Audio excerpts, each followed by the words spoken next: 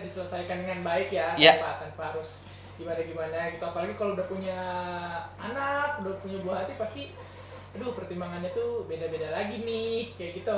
Nih siap. Ada lagi pertanyaan tentang tindakan plagiat. Wah, dalam bidang seni atau karya tulis. Ya. Dalam bidang akademik, misalnya dalam penyusunan karya tulis atau ilmiah, dalam penyusunan skripsi atau tesis. Apakah ini melanggar undang-undang dan bisa dipermasalahkan? Nih, kayak gimana? Ini Baik.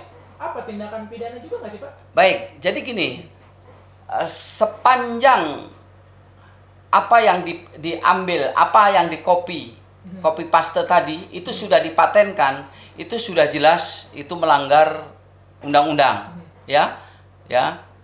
Saya ulangi, sepanjang apa yang sudah di-copy, apa yang sudah ditiru, apa yang sudah diambil, kemudian dibuat sesuatu yang baru dan sebelumnya itu sudah dipatenkan, maka ini adalah tindakan hukum. Ini adalah pelanggaran hukum dan sanksinya juga ada. Ya. Sanksinya juga ada. Tapi kalau untuk tesis dan lain sebagainya itu paling sanksinya nanti dosen yang akan mengambil tindakan kepada mahasiswanya yang plagiat tadi. Nah, jadi saya ulangi, sepanjang itu belum dipatenkan itu untuk dijerat pidana tidak bisa. Tapi kalau urusan tesis, urusan skripsi, ini nanti biasanya kampus dan dosen masing-masing yang akan mengambil tindakan terhadap mahasiswa yang melakukan perbuatan tidak terpuji itu. Masa jadi mahasiswa harus seperti itu? Nanti bagaimana hasil berikutnya kan? Setelah terjun ke masyarakat nanti akan menemui kesulitan-kesulitan baru.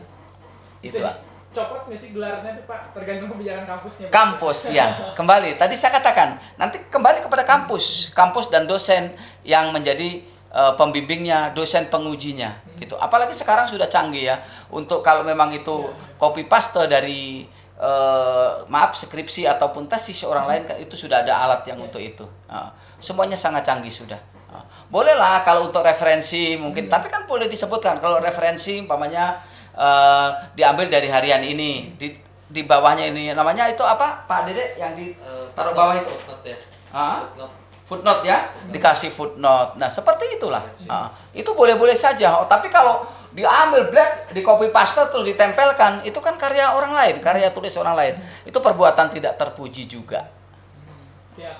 Itu ya tadi pertanyaan mengenai plagiat dalam karya tulis atau karya ilmiah dalam penyusunan skripsi atau tesisnya. Udah bisa menjawab, tapi kalau misalnya memplagiat yang tadi karya orang lain, kayak misalnya kalau di dunia entertainment kayak gini tuh kayak musik Pak, kan ada tuh beberapa kasus yang mungkin kita pernah dengar, saya pernah dengar terutama ada lagu yang mirip plek-ketiplek gitu sama lagunya orang lain gitu Pak. Itu bisa diproses hukum juga? Ya, kalau itu biasanya kalau lagu-lagu apalagi yang penciptanya sudah patenkan ya, hak ciptanya sudah terdaftar di Haki sana, otomatis itu pelanggaran hukum dan itu pidananya bisa berjalan. Kan banyak sekali kan tempo hari yang sampai itu bisa pidana bisa perdata. Kenapa disebut bisa pidana bisa perdata? Perdatanya dengan si A mengambil karya si B tadi, dia katakanlah nyanyikan dan lain sebagainya, dia kan pasti dapat sejumlah rupiah kan, sehingga itu bisa diperdatakan. Pidananya ya sesuai dengan aturan undang-undang yang berlaku, dia akan masuk juga. Gitu. Hakinya, tapi hak atas kekayaan intelektual ya, bukan haki yang ini.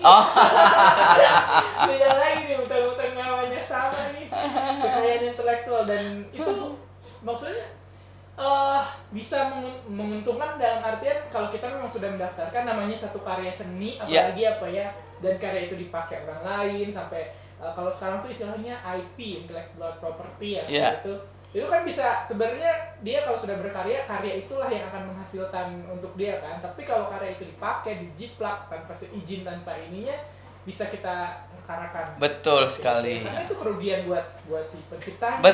Betul. Tapi sepanjang tadi ya yang saya sampaikan, sepanjang itu sudah dipatenkan ya, maka daftarkan. Maka teman-teman kalau memang itu punya karya seni, punya label-label tertentu, sebaiknya segera didaftarkan kepada pihak terkait agar nanti di kemudian hari hak-hak hukumnya bisa terlindungi, tidak diserobot oleh orang lain begitu saja. Kayak kasus yang mungkin sempat viral beberapa waktu yang lalu juga tentang ayam geprek-geprek itu, Pak. Tahu nggak, Pak? Oh ya. Ya, itu kan perseteruan yang menarik tuh. Maksudnya yang mana duluan nih? Betul. Gitu. Ada geprek yang A, ada geprek yang B nih. Dan ternyata ya itu karena tidak didaftarkan, atau mungkin yang daftarinnya ini tapi di perjalanan jadi pisah kayak gitu ya, jadi brand baru. Tapi gimana nih jadi perseteruan yang kita nontonnya gimana? Kalau dari sudut pandang Bapak sendiri gimana tuh, Pak? Kalau hal itu biasanya terjadi kalau yang seperti tadi sampaikan yang nama geprek-geprek itu biasanya ada 2 atau 3 orang. Mereka merger buat satu badan, ya usaha lah. Usaha, katakanlah usahanya geprek belalang, umpamanya geprek belalang. Yang buat di sini Pak Dede, saya sama Ahaki. Berjalannya waktu, Ahaki yang kerja kan sendiri aja. Saya sama Pak Dede hanya jalan-jalan ke sana kemari, hanya taruh modal. Kemudian suatu ketika saya datang, Ahaki gimana? Ini. Nah, waktu itu belum didaftarkan kan? Nah, Ahaki secara diam-diam daftarkan. Padahal itu pun nama saya sendiri. Ahaki sendiri. Nah, kebanyakan terjadinya demikian, gitu loh. Merasa Ahaki yang capek kan? Orang saya yang capek kok. Pak Bas sama Pak Dede hanya jalan-jalan. Gitu loh, hanya taruh duit kemudian jalan, setiap bulan masih terima dividen gitu loh, ada hasil dari saya, ya udah Aki jalankan gitu. Nah ini agak hal-hal kayak gitu banyak terjadi gitu, banyak terjadi, apalagi yang sering lagi kalau merger ini ketiga-tiganya pecah, itu udah repot nih, udah repot. Maka namanya pakai nama siapa? Nah ini nanti harus melalui RUPS ya, ditetapkan pecah perusahaan, pecah kongsi. RUPS lah yang mempunyai kewenangan tertinggi di sana. Mereknya mau ke siapa, yang asetnya untuk siapa, ini untuk siapa, kembali pada RUPS nanti seperti itu. Menarik sekali, dan itu pasti prosesnya nggak sebentar ya, permasalahan kayak gitu ya, kalau apalagi dua-duanya merasa saling memiliki gitu, ini punya saya, ini punya saya. Iya. Prosesnya paling cepat 6 bulan. Wah, paling cepat. Paling cepat ya. Itu di tahap pertama ya. Belum nanti ada tahap berikut. Seperti itu, Ini juga mungkin pelajaran buat yang sekarang punya bisnis atau merintis bisnis bersama kawan-kawan, jangan mikir ini mah masih kecil, masih gini. Kita kan nggak tahu ya Pak ya, prospek ke depannya seperti apa. Siapa tahu bukan tiba-tiba ke depannya bakalan jadi franchise di seluruh Indonesia kan. Luar biasa kan? Kalau melihat uangnya sudah besar kan, orang pasti akan merasa saling memiliki ya Pak ya. Jadi begini, Haki, banyak kan bangsa Indonesia ini ya, saya kembali, bangsa Indonesia ini adalah bangsa yang woh pakewohnya tinggi. Woh pakewoh itu istilah dari Jawa ya. Nggak enakan. Cek Pandeglang-nya naonnya? Tak enak. Sungkan. Iya, Sungkan tenaon. Nggak enakan gitu. Nggak enakan ya. Nah, inilah bangsa kita. Apalagi uangnya masih tenang, gampang, kita kan teman. Urang kan naon dulur, orang dulur. Nah, di sini nanti akan jadi masalah. Awal-awal oke, no problem. Tapi begitu nanti sudah besar, apakah uang menjadi sedulur? Tidak kan? Akhirnya kan. Nah, di situ.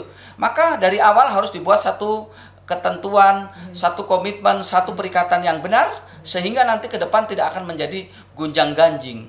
Kalau sudah menjadi gonjang-ganjing, pusing itu. Gitu. Apalagi perusahaannya sudah besar. Nggak menutup kemungkinan tadi yang saya sebut geprek belalang dari Pandeglang itu bisa membumi di Republik Indonesia ini, ya kan? Gitu. Apa makanan khas Pandeglang, Balok. Nah, balok itu perlu diinikan. Orang Pandeglang ini sakti. Kalau orang Jakarta pagi-pagi sarapan bubur, orang Pandeglang sarapan balok gitu. Asalnya dari daerah Menes ya, kalau nggak salah ya. Iya. Mungkin ada yang membuat balok yang bisa tahan seminggu, misalnya. Kalau sekarang kan mungkin nggak bisa lama ya Pak ya. Atau balok dalam kemasan atau dalam bentuk lain gitu ya, dalam bentuk es krim misalnya. Ya, betul.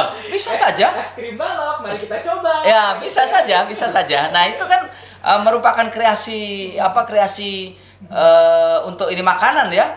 Tidak menutup kemungkinan.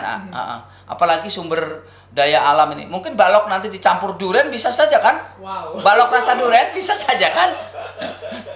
Balok rasa durian. Iya. Pernah ke Serang nggak? Pernah. Itu dulu karena rumah saya juga di jalur itu waktu itu ada salah satu warung. Sorry, saya tidak ada kepentingan apapun di sana ya. Hanya saya cerita saja. Itu warung itu kecil. Dikasih nama Sop Duren. Akhirnya luar biasa, semakin hari semakin ramai, semakin hari semakin ramai. Nah, hal kayak gitu kalau join dengan pihak lain dari awal tidak buat aturan yang baku, itu akan jadi persoalan.